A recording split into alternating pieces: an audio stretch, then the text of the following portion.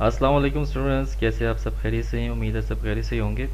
And welcome back after a long time due to some specific reasons, जिसकी वजह से मैं इतने टाइम तक वीडियोस नहीं बना पाया। खैर, चलिए स्टार्ट करते हैं हमारा आज का टॉपिक है कि वर्किंग ऑफ रिलेटिव स्विचेस। ठीक है, रिलेटिव स्विचेस कैसे काम करते हैं एंड डिवाइस को कैसे कम्युनिकेट करवाते हैं। अगर आप मेरे चैनल पर नए हैं और आपने मेरा चैनल सब्सक्राइब नहीं किया तो यूट्यूब में जाइए, वहाँ पे लिखिए हुआवे नेटवर्क उर्दू। मेरे चैनल को सब्सक्राइब करें और बेल आइकन को दबाना मत भूलिएगा और वीडियोस को लाइक करें। बहुत शुक्रिया। तो चलिए स्टूडेंट्स, स्टार्ट करते हैं हम आज का अपना टॉपिक।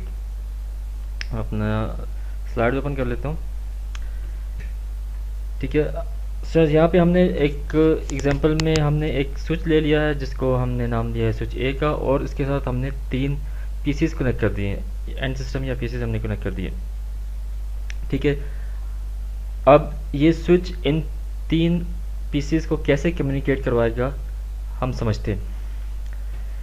देखिए, अगर होस्ट ए कोई फ्रेम सेंड करना चाहता है होस्ट सी को, यानी कि होस्ट सी के साथ कम्युनिकेट करना चाहता है, तो वो क्या करेगा, फ्रेम सेंड करेगा स्विच को। ठीक है, स्विच को सेंड करेगा और स्विच फिर फॉरवर्ड करेगा सी को। लेकिन ये प्रोसेस होगा कैसे, चलिए देखते हैं। अच्छा, सबसे पहले तो हमने एक स्विच के साथ 3 पीसेस अटैच किए हैं, तो ये 3 पीसेस को हमने आईपी एड्रेस भी असाइन किए हैं, जैसे आपको यहाँ पे नज़र आ रहा है। ये आईपी एड्रेस नज़र 10.1.1.1/24 और 10.1.1.2/24 और 10.1.1.3/24। ये 3 पीसेस को हमने 3 आईपी असाइन कर दी। ये इन आईपीस का इन आईपीस को देखते हुए हमें क्या समझ आ रही है कि ये आईपी जो हैं वो, ये तीनों पीसेस जो हैं वो सेम नेटवर्क के अंदर हैं। ठीक है, सेम नेटवर्क के अंदर हैं, तो यानी कि ये आपस में कम्युनिकेट कर सकते हैं।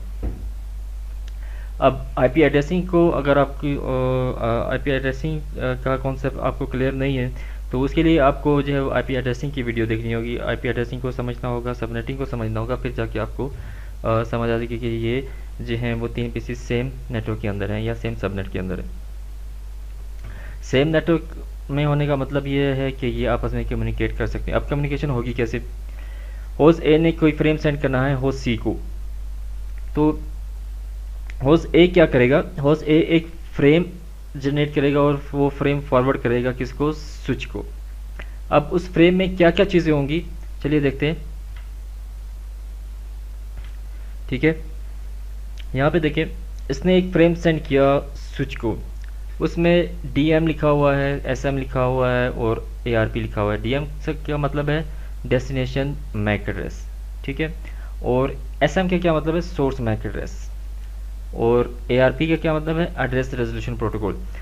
अब डेस्टिनेशन मैक एड्रेस और सोर्स मैक एड्रेस में कौन सी एंट्रीज आएंगी, सबसे पहले तो हमें ये समझना होगा कि जैसे ही एक लैन के अंदर, लोकल या नेटवर्क के अंदर, अगर एक पीसी ने दूसरे पीसी के साथ कम्युनिकेट करना होता है, तो उसको उसका आईपी एड्रेस मालूम होता है। ठीक है, आईपी एड्रेस मालूम होगा लेकिन मैक एड्रेस मालूम नहीं होगा। अब बहुत सारे स्टूडेंट्स के माइंड में ये क्वेश्चन आएगा कि अगर मैक एड्रेस नहीं मालूम तो आईपी एड्रेस कैसे मालूम हो गया। ठीक है, इसकी एग्जांपल मैं आपको इस तरह देता हूँ कि फॉर एग्जांपल एक न्यू क्लास स्टार्ट हुई है जिसमें 20 से 25 स्टूडेंट्स हैं, और एक जो है वो टीचर फर्स्ट टाइम जाता है उस क्लास में। तो टीचर को पहले एडमिनिस्ट्रेशन की तरफ से एक लिस्ट प्रोवाइड कर दी जाती है, जो कि उस स्टूडेंट्स की लिस्ट होती है जो कि उसकी क्लास में जिसने इसको पढ़ाना है। तो जैसे ही वो क्लास में जाएगा, तो फॉर एग्जांपल उस लिस्ट में फर्स्ट नेम जो है, कोई भी नाम है, अली का नाम है जैसे कि, तो वो क्या करेगा, उसको तो नहीं पता वो कि फिजिकली अली कैसा दिखता है, उसकी शक्ल कैसी है उसके पास, लेकिन लिस्ट में उसका नाम है, उसके पास, लेकिन वो फिजिकली उसको नहीं जानता। तो वो क्लास में जाके क्या करेगा, उसका नाम पुकारेगा कि हु इज़ अली। ठीक है, अब ये आवाज़ क्या होगी, पूरी क्लास में जाएगी, सारे स्टूडेंट्स, जिस क्लास में जो स्टूडेंट्स बैठे हैं वो सब इस मैसेज को सुनेंगे। ठीक है, तो जो अली होगा सिर्फ वही रिप्लाई करेगा कि sir I am the Ali. समझ आई बात या नहीं समझ आ रही? ठीक है, आगे चलते हैं। देखिए, इसी तरह इस एग्जांपल में हमने देखे तो यहाँ पे क्या होता है, ये सेम, जैसे मैंने आपको शुरू में बताया था कि ये सेम नेटवर्क के अंदर है। अब सेम नेटवर्क को आप ये समझें कि ये सेम क्लास है, जैसे कि ठीक है, सेम नेटवर्क के अंदर होने का मतलब ये है कि इनको सिस्टम को पता है कि इस नेटवर्क में कौन कौन सी आईपी होती हैं, इस रेंज के अंदर कौन कौन सी आईपी होती हैं। ठीक है, इस नेटवर्क के अंदर आईपी की रेंज कितनी है, 1 से लेकर 255 तक है, या 1 से लेकर जितना भी है, फॉर एग्जाम्पल 255 तक है। तो इन पीसी को पता होगा कि इस आईपी की रेंज जो है वो 1 से लेके 255 तक है, यानी 255 तक यहाँ पे जो है वो पीसी हो सकते हैं। ठीक है, अब जिसको उसने कम्युनिकेट करना है तो उसका आईपी इसको मालूम होगा कि मैंने इस फलाने पीसी को जो है वो भेजना है, लेकिन उसका मैक एड्रेस को मालूम नहीं है। फिजिकल एड्रेस भी इसको कहते हैं, मैक एड्रेस को। तो उसके लिए क्या होगा, ये एक फ्रेम जनरेट करेगा, उसमें कुछ फील्ड्स होंगी, जिसमें सोर्स मैक में इसका अपना मैक एड्रेस आएगा, ये वाला। ठीक है, ये होगा इसका सोर्स मैक इस फ्रेम के अंदर। और डेस्टिनेशन मैक में क्या आएगा, डेस्टिनेशन मैक अननाउन है, इसको पता नहीं है कि डेस्टिनेशन मैक एड्रेस है क्या। ठीक है, मैंने जिसको डेटा सेंड करना है, फ्रेम सेंड करना है, उसका मैक एड्रेस क्या है, ये अब इसके पास जो है वो अननाउन है। ठीक है, तो इसकी जगह पर क्या आएगा आपके पास, अगर आपने मैक एड्रेस को थोड़ा स्टडी किया है तो एक ब्रॉडकास्ट मैक एड्रेस यहाँ पे आएगा। ठीक है, F F F F F F F यहाँ पे एक मैक एड्रेस आएगा जो कि ब्रॉडकास्ट मैक एड्रेस को रिप्रेजेंट करता है। ठीक है, ब्रॉडकास्ट मैक एड्रेस का मतलब ये है कि जैसे ही ये फ्रेम स्विच के पास जाएगा तो ये इस फ्रेम को ब्रॉडकास्ट करेगा, यानी जिस पोर्ट से रिसीव हुआ है उसके अलावा जितने भी एक्टिव पोर्ट्स हैं, यहाँ पे इस केस में हमारे पास ये गीगाबिट 02 और गीगाबिट 03 हमारे पास एक्टिव है, ये इसके पास इन पोर्ट्स के ऊपर ही पीसी कनेक्टेड है, बाकी किसी पोर्ट के ऊपर कनेक्टेड नहीं है। तो ये इन दोनों पोर्ट्स के ऊपर ये फ्रेम फॉरवर्ड कर देगा, ब्रॉडकास्ट कर देगा। ठीक है, नेक्स्ट हम चलते हैं R address resolution protocol. Address resolution protocol का काम क्या होता है, आपके आईपी एड्रेस को रिजोल्व करना मैक एड्रेस में। ठीक है, यानी कि ये दूसरे अल्फाज में अगर मैं बताऊं तो ये क्या करता है कि इसमें कौन कौन सी फील्ड होती है, इसमें होता है एक सोर्स मैक, ठीक है, source Mac, destination Mac,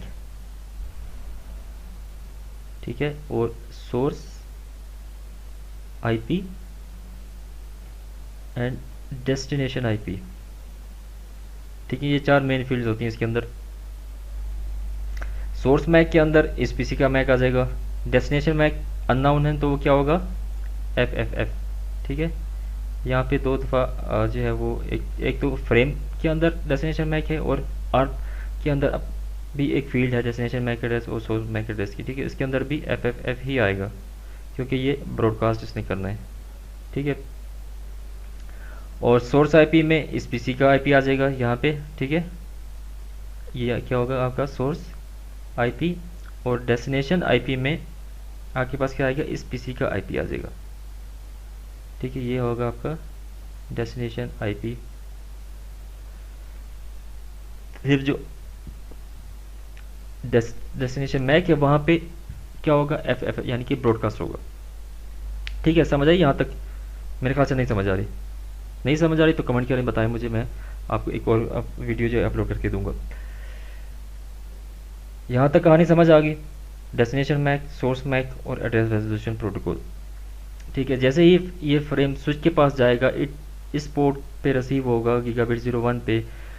switch क्या करेगा, स्विच देखेगा कि ये मैंने फ्रेम किसको फॉरवर्ड करना है, ये देखेगा कि डेस्टिनेशन मैक एड्रेस जो है वो यहाँ पे एफ एफ एफ है, और आर्क के अंदर भी destination MAC address F F F है, यानी कि ये फ्रेम मैंने ब्रॉडकास्ट करना है।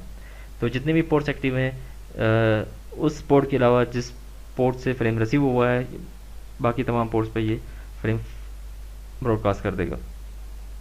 ठीक है, अब क्या होगा, जैसे वही क्लास वाली एग्जाम्पल मैंने आपको दी थी कि ये जैसे इसको कंसिडर करें कि ये टीचर है, ये पुकार है कि हु इज़ अली।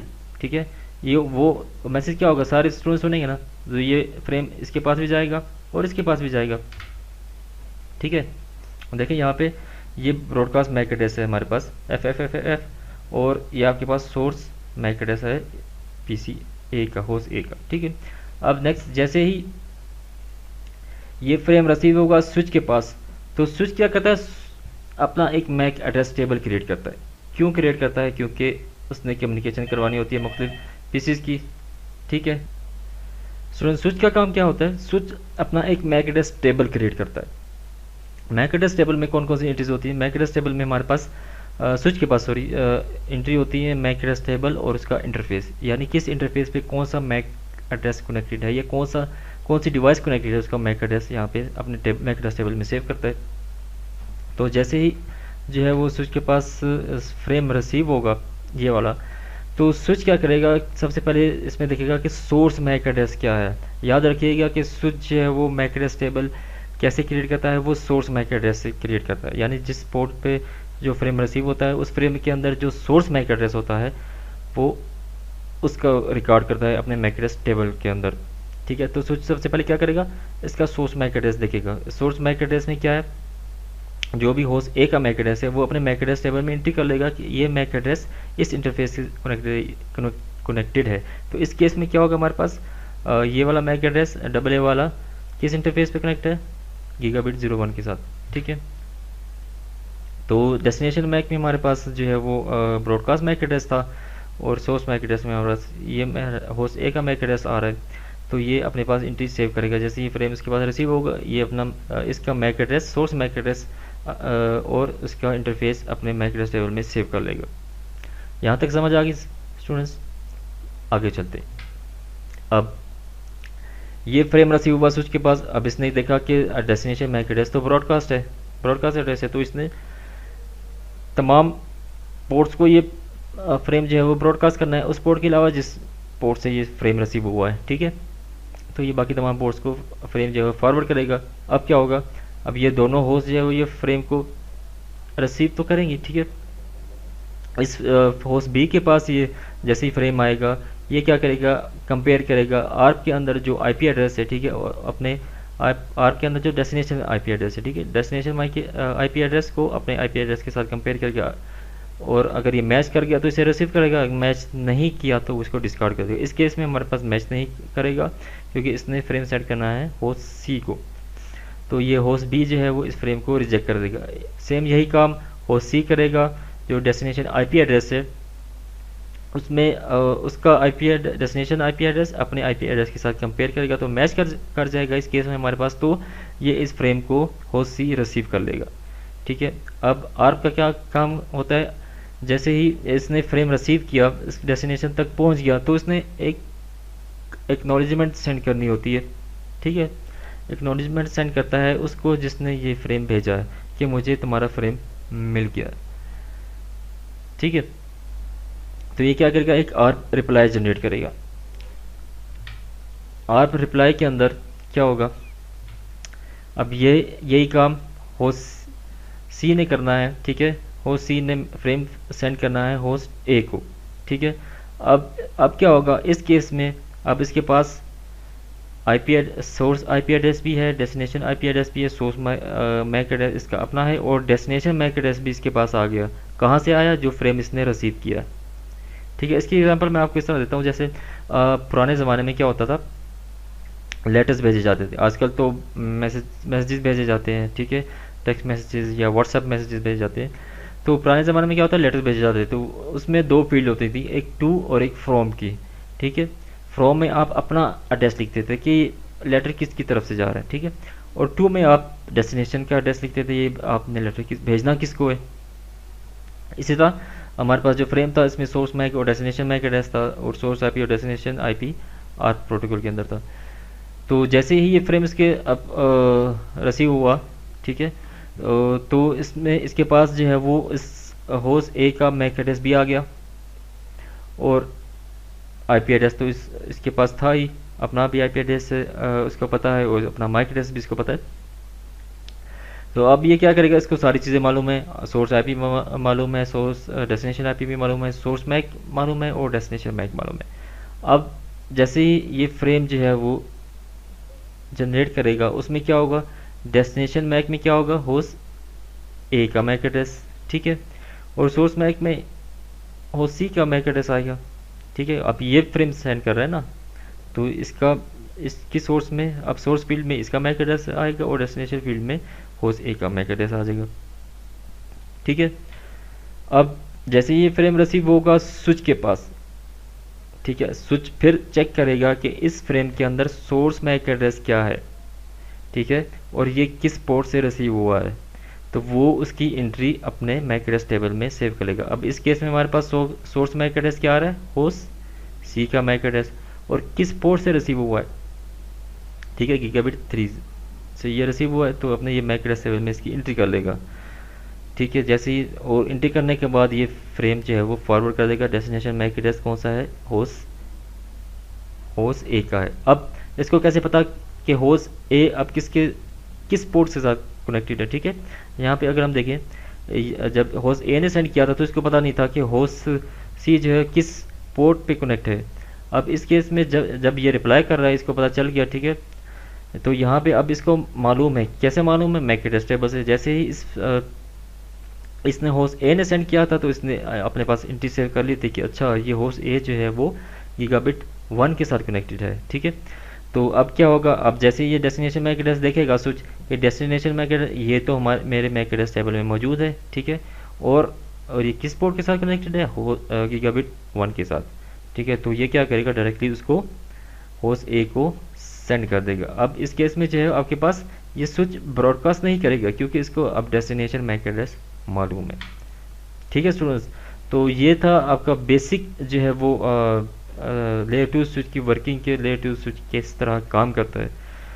इसके अलावा स्टूडेंट्स एक और चीज़ आपको बता दूँ, जो मैक एड्रेस टेबल है स्विच का, मैक एड्रेस टेबल की टाइमिंग जो होती है वो 300 सेकेंड्स होते हैं, यानी 5 मिनट्स तक अपने पास एंट्री जो है वो सेव रखता है। उसके बाद जो है वो इसको फ्लश आउट कर देता है और दोबारा से मैक एड्रेस टेबल क्रिएट करता है, ठीक है। ये इसका एक और मेन पॉइंट जो है वो रह गया था। तो ये था students basic working of layer 2 switch. अगर आपको ये मेरी वीडियो अच्छी लगी हो तो वीडियो को लाइक कीजिएगा और मेरे चैनल को सब्सक्राइब कीजिएगा। थैंक यू स्टूडेंट्स, अल्लाह हाफिज़।